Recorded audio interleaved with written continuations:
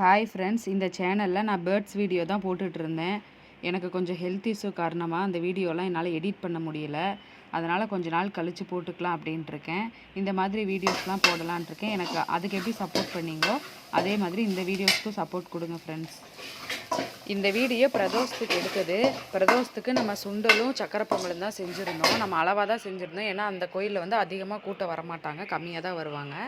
அப்புறம் அபிஷேகம் பண்ணுறதுக்காக நம்ம பால், தயிர், மஞ்சள் எல்லாமே ரெடி பண்ணி வச்சாச்சு.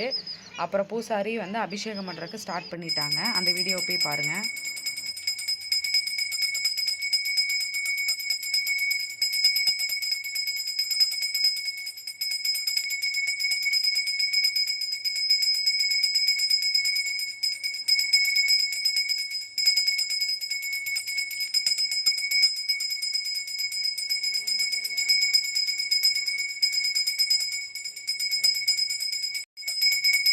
பால் அபிஷேகமும் தயிர் அபிஷேகமும் முடிஞ்சிருச்சு.